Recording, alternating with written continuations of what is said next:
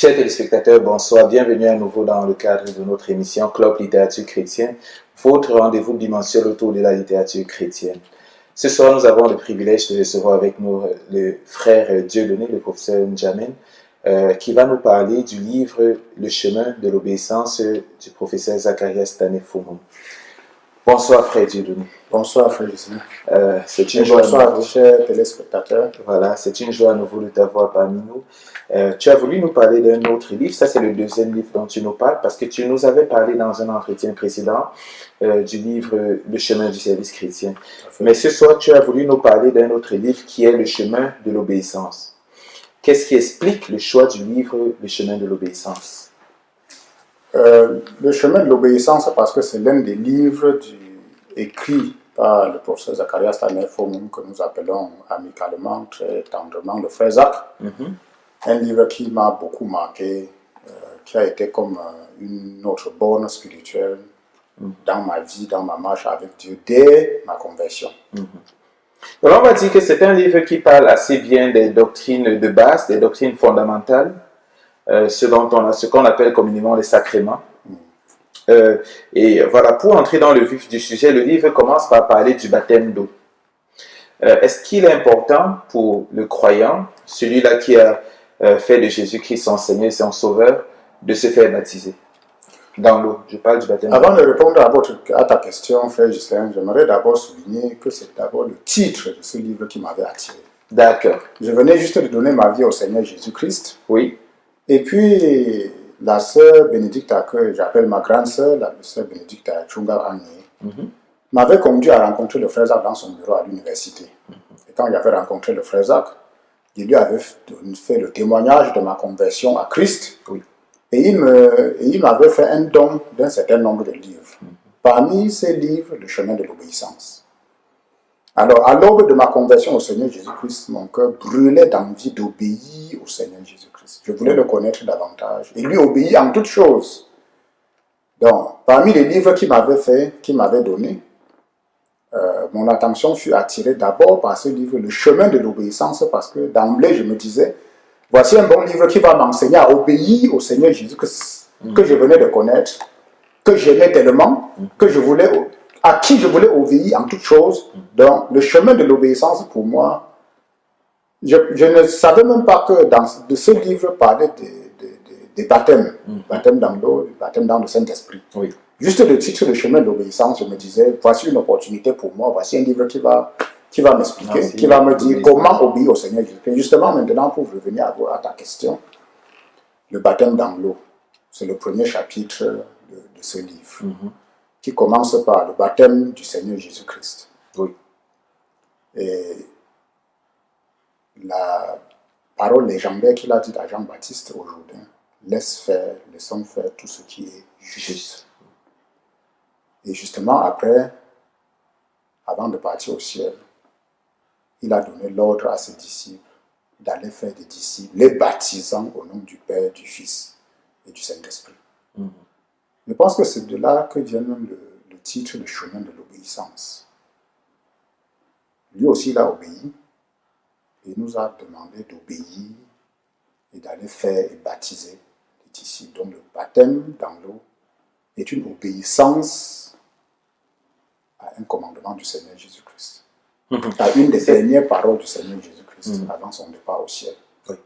Donc c'est dire qu'avant d'entrer dans la théologie du baptême, il y a un élément qui est l'élément obéissance qui est très important. Tout à fait.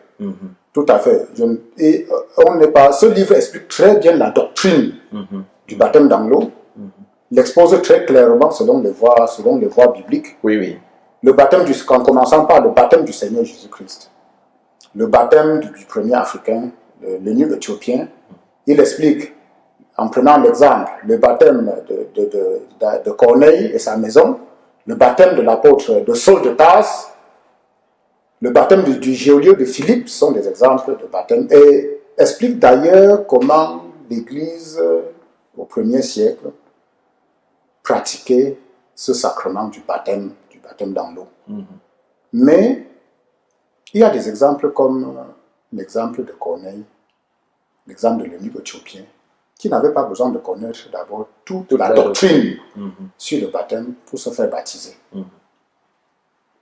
Comme quoi, comme qui dirait, lutter ou alors discuter beaucoup sur la théologie des baptêmes, c'est d'abord une marque d'un cœur qui n'est pas disposé à obéir à Dieu. Qui n'est pas disposé à obéir à Dieu. Je crois que toute personne qui est véritablement convertie au Seigneur Jésus-Christ, même avant d'avoir compris le baptême, il y a un cri dans son cœur qui vient du Saint-Esprit, qui lui dit qu'il faut qu'il soit baptisé. Le jour où j'ai commencé à lire ce livre, j'étais tout simplement très content parce que c'est comme si à l'intérieur, il y avait quelque chose à l'intérieur de moi qui était juste en train de dire, voilà, c'est exactement ça. Ouais. C'est ça. Il y avait un témoignage dans mon cœur et j'étais tellement content, tellement joyeux. Oui. Il y avait un témoignage dans mon cœur qui était à chaque fois en train de dire exactement c'est ça. Même quand il a pris l'exemple du deuxième baptême des Éphésiens, oui. J'étais tellement content Qui avait parce que été, moi aussi j'avais eu un certain baptême avant même ma conversion. J'avais connu un certain baptême. Donc, quand il a exposé par exemple le cas des Éphésiens, qu'il appelle ça le second baptême, mais en réalité leur premier et seul vrai baptême, j'étais très content parce qu'il y avait un témoignage du Saint-Esprit dans mon cœur qui était en train de me dire, voici juste ce qui est vrai, voici la vérité qui est exposée de façon très simple et de façon très claire.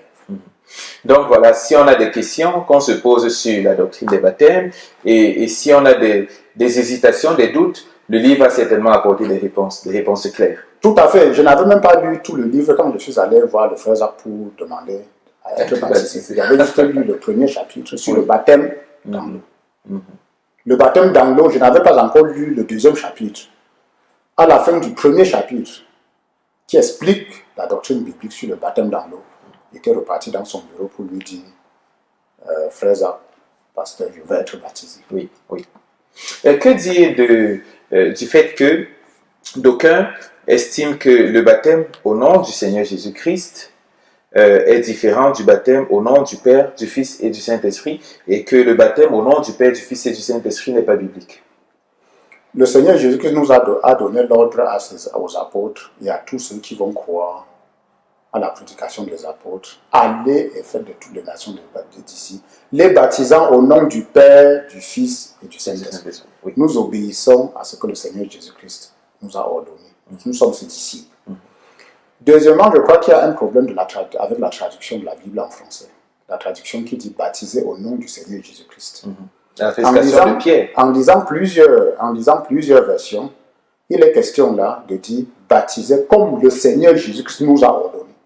Ce n'est pas baptiser les gens dans l'eau, ce n'est pas immerger les gens en disant je te baptise au nom du Seigneur Jésus-Christ, non.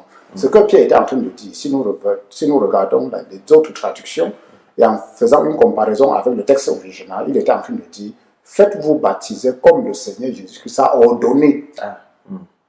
Faites-vous baptiser à la manière du Seigneur Jésus-Christ. D'accord, merci pour cet éclaircissement. Le deuxième chapitre dont parle le livre, c'est le baptême dans le Saint-Esprit. Alors, qu'est-ce qu'on peut dire brièvement en ce qui concerne le baptême dans le Saint-Esprit? Est-ce qu'on peut servir Dieu sans être baptisé dans le Saint-Esprit? La première chose à dire sur le baptême dans le Saint-Esprit, c'est que c'est le Seigneur Jésus-Christ qui baptise dans le Saint-Esprit.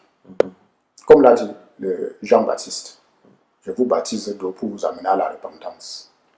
Mais celui qui vient après moi, qui était avant moi et qui est plus grand que moi, c'est lui qui vous baptisera dans le Saint-Esprit et de feu. Celui qui baptisait du Saint-Esprit, c'est le Seigneur Jésus-Christ. Donc, c'est un témoignage du ciel, c'est un témoignage du Seigneur que celui-ci est mon enfant. C'est aussi un témoignage de Dieu le Père, parce que la Bible dit que nous avons été scellés par le Saint-Esprit qui nous a été donné. C'est aussi un témoignage de Dieu le Père, qui est comme un sceau pour dire celui-ci ou cette personne appartient à Dieu. Le Saint-Esprit nous est donné aussi pour le service. Parce que le Seigneur Jésus-Christ avait dit à ses apôtres, attendez à Jérusalem, jusqu'à ce que vous soyez revêtus de la puissance du Saint-Esprit. Jusqu'à ce que vous soyez revêtus de la puissance d'en haut, le Saint-Esprit venant sur vous. Donc le Saint-Esprit vient avec la puissance pour le service chrétien. Est-ce que lorsqu'on lit le livre, on peut aisément faire le distinguo entre le baptême dans le Saint-Esprit et la réception juste du Saint-Esprit? À la conversion, quand nous repentons, véritablement de nos péchés et que nous demandons au Seigneur Jésus-Christ de venir dans nos cœurs, c'est l'Esprit de Christ, le Saint-Esprit qui vient dans nos vies et devient ce que le Seigneur Jésus-Christ a appelé une source d'eau vive. Comme il avait dit à la femme samaritaine. Celui qui croit en moi, une source d'eau vive. Celui qui prend l'eau que je viens, que je donne, l'eau que le Seigneur Jésus-Christ donne, devient une source d'eau vive qui jaillira jusque dans la vie éternelle. Cette source d'eau, c'est le Saint-Esprit que nous recevons à la conversion. Maintenant, être baptisé du Saint-Esprit, c'est recevoir la puissance de Dieu, la puissance du Saint-Esprit pour le service de Dieu. En réalité, j'aimerais me dire que pour mener une vie chrétienne victorieuse, il faut cette puissance du Saint-Esprit. Une personne qui n'est pas baptisée dans le Saint-Esprit ne pourra même pas mener une vie chrétienne victorieuse. Donc, le baptême dans le Saint-Esprit nous permet de mener une vie chrétienne victorieuse. Et nous sommes aussi revêtus de la puissance pour connaître la volonté de Dieu et pour servir Dieu. D'accord. Et on parle dans le livre du témoignage chrétien. Quelle est la place du témoignage chrétien dans la vie d'un croyant? Chaque croyant, chaque personne qui est véritablement née de nouveau est appelée à rendre témoignage, aussitôt de sa conversion. Quand nous avons cru, quand chacun de nous a cru, le Seigneur nous a laissés sur cette terre pour une seule chose, pour que nous rendions témoignage au Seigneur Jésus-Christ et que nous amenions les autres à la véritable conversion à lui, afin que leurs péchés soient pardonnés et qu'ils aient la vie éternelle. Oui. Donc c'est le travail de tout croyant, toute personne qui s'est véritablement convertie au Seigneur Jésus-Christ, le témoignage chrétien, qui commence par le témoignage personnel. Juste dire aux autres ce que le Seigneur a fait pour nous. Juste dire à quelqu'un d'autre, une deuxième personne, une troisième, une quatrième personne, que j'ai donné ma vie au Seigneur Jésus-Christ et j'expérimente maintenant la paix, la joie et le pardon de Dieu en Jésus-Christ. C'est ça, rendre témoignage. C'est une forme d'évangélisation. Tout à fait. On n'a pas besoin d'attendre jusqu'à aller dans une école de théologie et accumuler des diplômes de théologie pour être en mesure de rendre témoignage. Rendre témoignage, c'est un appel à tout enfant de Dieu véritablement né de nouveau. D'accord. La question, pour revenir entre le chapitre 2 et le chapitre 3, est celle de savoir comment faire si on veut servir Dieu, si on veut rendre témoignage, si on veut évangéliser, et on n'est pas encore baptisé dans le Saint-Esprit.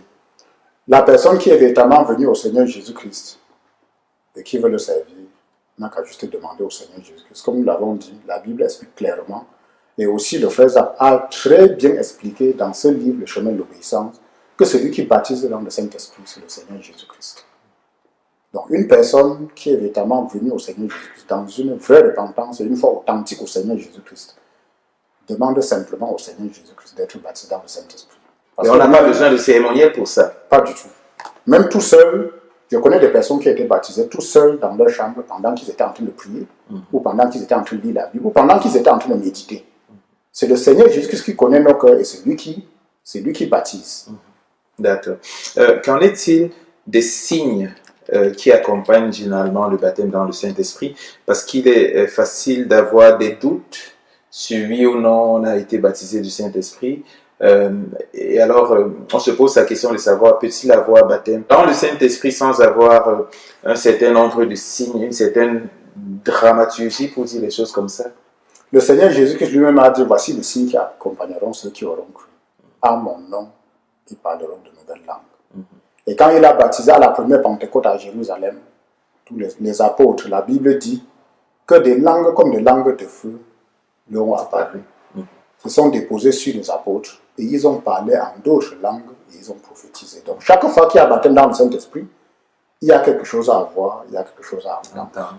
D'accord. Que ce soit dans la maison de Corneille. Pendant que l'apôtre Pierre était encore en train de prêcher, le Seigneur lui-même leur a rendu témoignage qu'ils sont convertis en leur donnant le Saint-Esprit. Et l'apôtre Pierre dit, comme il nous l'a donné. Donc, il n'y avait pas de différence entre la Pentecôte qui était connue par les apôtres et cette Pentecôte surprenante dans la maison de Corneille, puisque l'apôtre Pierre dit lui-même que le Seigneur lui a donné le Saint-Esprit de la même manière qu'il nous l'a aussi donné. Donc, des apôtres à Corneille et à tous les autres qui ont reçu le baptême dans le Saint-Esprit, c'est le même témoignage. Donc le parler en langue, il est disponible pour tous ceux qui sont... Non, pas qu'il est disponible. ceux qui ont été baptisés du Saint-Esprit peuvent tous parler en langue. Oui, ils peuvent tous parler en langue. Même si ce n'est pas le jour où ils ont été remplis du Saint-Esprit, ils ne finiront pas parler en langue. Parce que c'est un don du Saint-Esprit. C'est un don qui vient avec le baptême dans le Saint-Esprit. Certaines personnes ont été baptisées dans le Saint-Esprit et n'ont pas parlé immédiatement en langue le même jour. Mais après un certain temps, peut-être, pendant qu'ils sont en train de prier, pendant qu'ils sont en train de louer Dieu, une langue, la langue du Saint-Esprit commence et ils se mettent à parler. D'accord. Merci beaucoup. Ça donne véritablement envie pour ceux qui ne l'ont pas lu de lire le livre, ou alors pour ceux qui l'ont lu de le lire à nouveau. Merci pour ces témoignages, frère Dieudonné. Une dernière question, ça te concerne. Comment est-ce que tu sers Dieu aujourd'hui?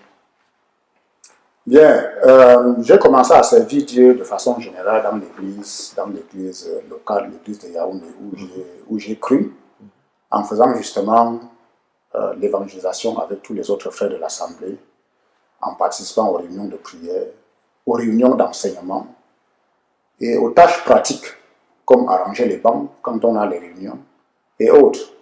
Et aussi à servir mes dirigeants spirituels. C'est pendant ce service, aussi bien dans l'église locale, que le service personnel à mon pasteur, à ce que nous appelons dans notre jargon faiseur de disciples, qui est un dirigeant spirituel. J'ai servi le frère Théodore, j'ai servi le frère Zach, juste en m'occupant des tâches qu'il me confiait à faire et que je trouvais que c'était un privilège pour moi de le faire.